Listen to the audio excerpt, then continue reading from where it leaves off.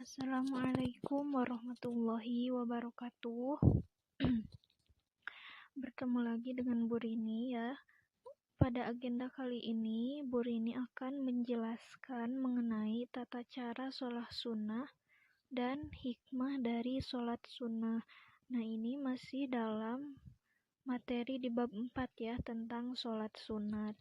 Nah, adapun buku atau sumber yang menjadi acuan dalam pembuatan PowerPoint ini ada dalam buku paket PAI kelas 8, lalu ada lembar kerja siswa atau LKS PAI kelas 8 juga dari Al-Quran. Nah, tata cara yang pertama itu ada sholat Idul Fitri. Nah, kemarin kan sudah dijelaskan ya, apa itu sholat Idul Fitri gitu ya. Nah, sholat Idul Fitri itu sholat yang dilaksanakan setelah melaksanakan puasa di bulan Ramadan ya, tepatnya pada tanggal 1 Syawal gitu ya, untuk memperingati hari Aid atau hari Lebaran. Nah, adapun tata cara sholat Idul Fitri itu yang pertama, imam memimpin pelaksanaan sholat Idul Fitri diawali dengan niat yang ikhlas dan di dalam hati ya. Jika diucapkan maka lafadznya akan seperti ini: usolli sunnatan li'idil fitri roka'ataini imaman lillahi ta'ala, yang artinya itu saya berniat sholat sunnah Idul Fitri 2 rakaat karena Allah Ta'ala. Nah, jadi di sini jika kita posisinya menjadi imam, maka yang disebutnya itu imaman ya. Kalau kita menjadi makmum berarti makmuman. Nah, itu dibaca salah satu, tidak dua-duanya. Nah, lalu yang kedua, pada rakaat pertama sesudah baca doa iftitah, lalu takbir, lalu mengangkat kedua tangan sebanyak 7 kali. Nah, jadi kan biasanya kalau sesudah membaca iftitah itu langsung Al-Fatihah.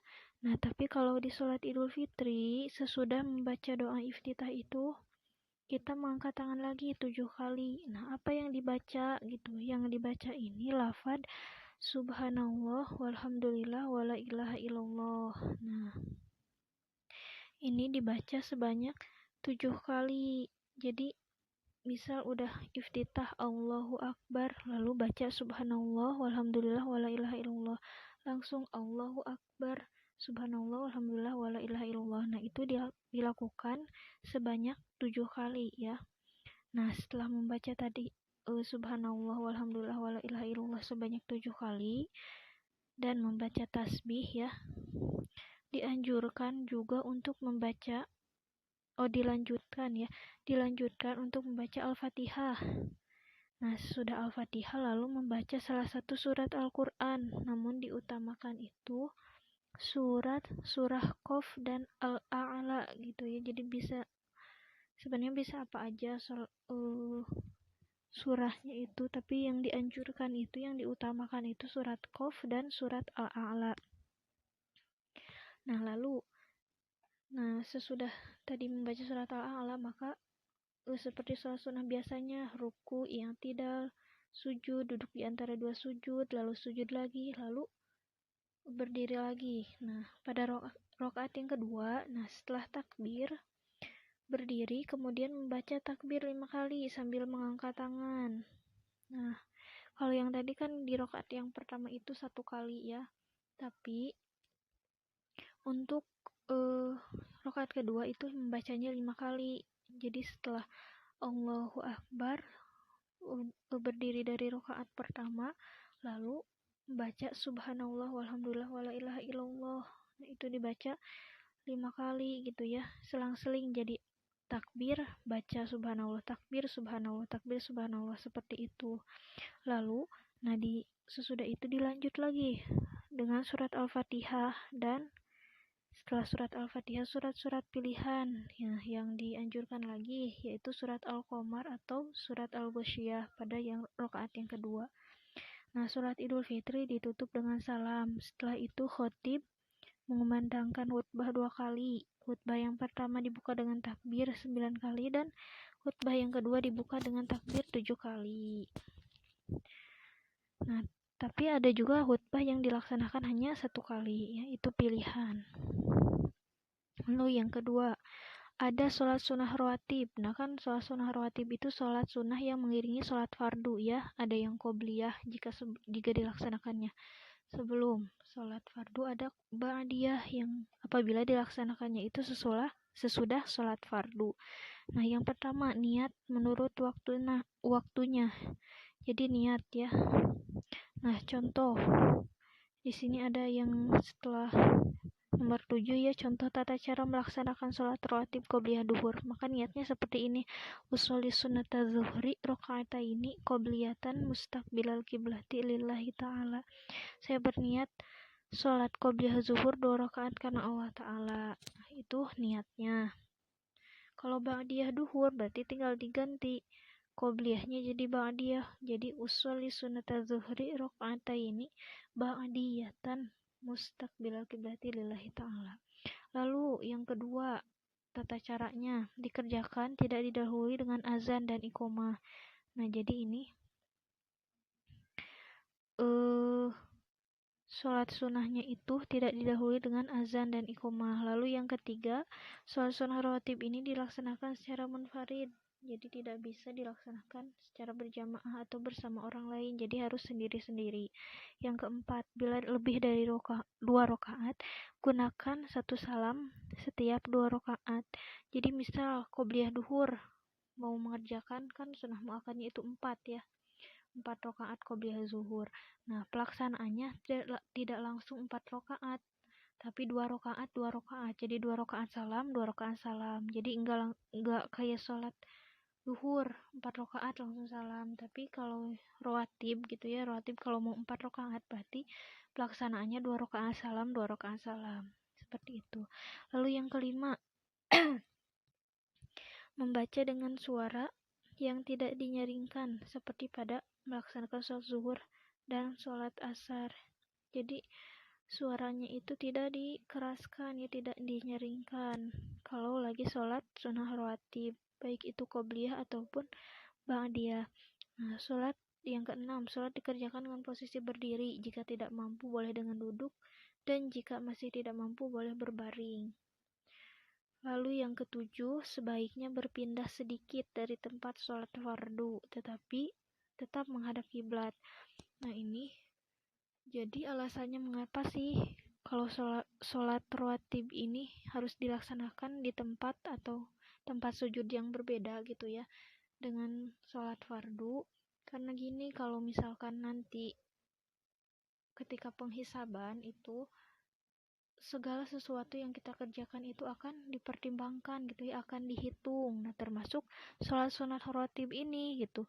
Jika kita melaksanakan sholat duhur di sejadah A misal, nah maka jika kita melaksanakan ba'diyah duhur di sejadah A, ya udah gitu, cuma itu aja yang dihisab. Tapi kalau misal sholat sunnah ba'diyah duhurnya itu di sejadah yang B, maka itu akan dapat ganjaran yang berbeda lagi gitu. Jadi sejadah-sejadah itu akan apa ya,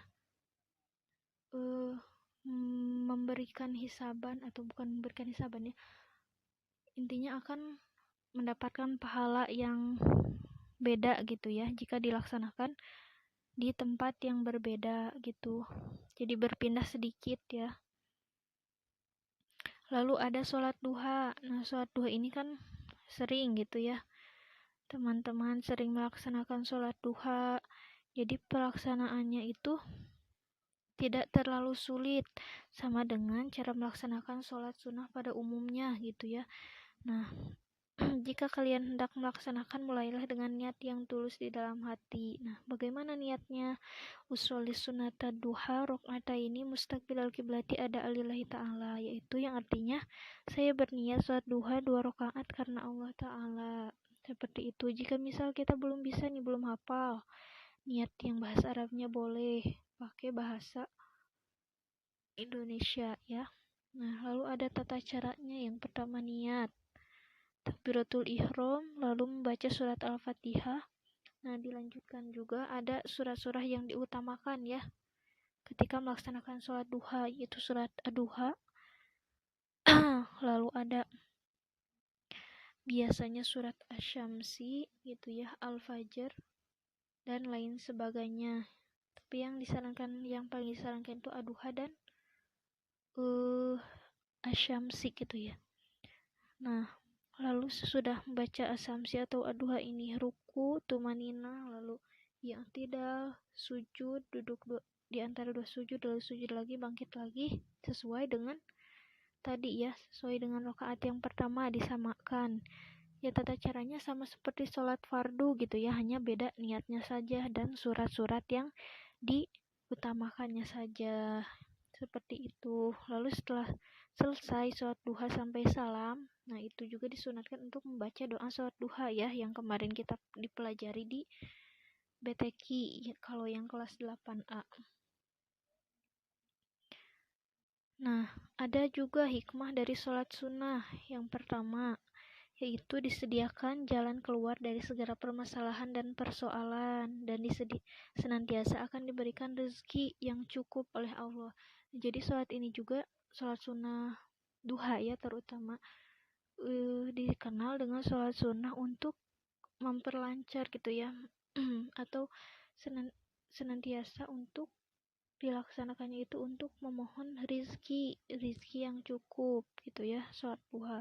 Lalu ada menghapuskan dosa, meningkatkan derajat, lalu sebagai ungkapan rasa syukur kita kepada Allah atas besarnya karunia yang sering diberikan oleh Allah, lalu mendatangkan keberkahan pada rumah karena sering digunakan untuk sholat sunnah, lalu hidup menjadi terasa nyaman dan tentram.